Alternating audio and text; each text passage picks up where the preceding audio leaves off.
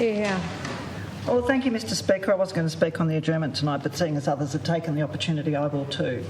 I wanted to note that a Russian armed convoy that is around 64 kilometres long is right now descending on the Ukraine capital of Kiev.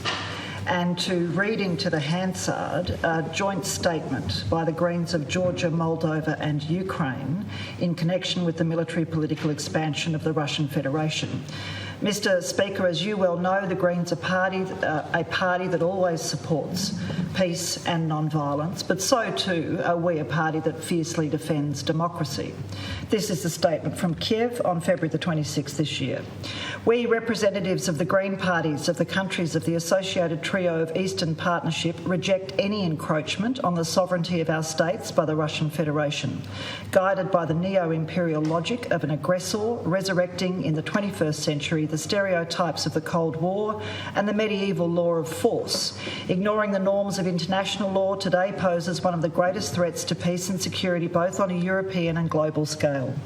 30 years of presence of Russian troops on the territory of Moldova, the invasion of Georgia in 2008, 8 years of a hybrid war with Ukraine and a new large-scale invasion on February 24 characterised the foreign policy of the Russian Federation much more convincingly than the peace-loving demagoguery of its leaders.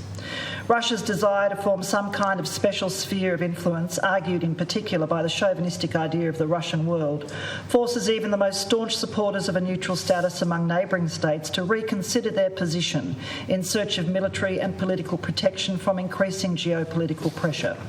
With persistence worthy of a better cause, the Russian government is imposing a senseless confrontation on Europe and the United States, trampling on all the achievements of the world community in the field of international security.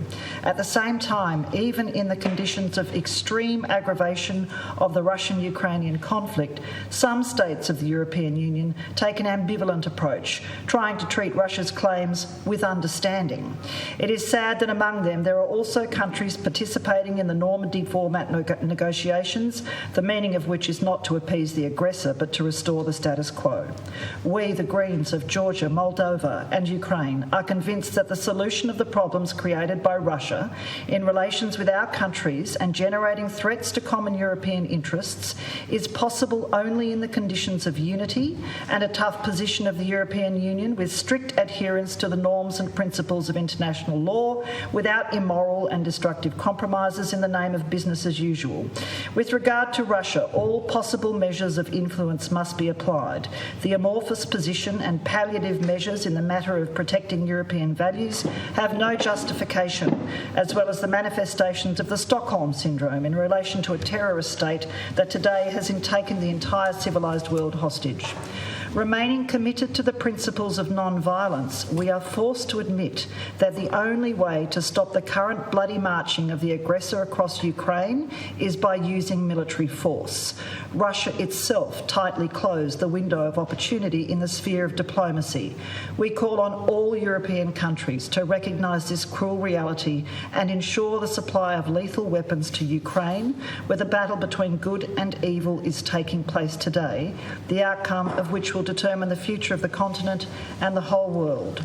We call on the European Greens to show courage and solidarity in supporting our stance for a better common future. Signed, Chairman of the Greens Party of Ukraine, Vitaly Kononov, Chairman of the Greens Party of Georgia, Gia Gachaniladze, Chairman of the Greens Party of Moldova, Anatilo Pronici, and Chairman of the Ecological Green Party of Moldova, Anatoly Pronici.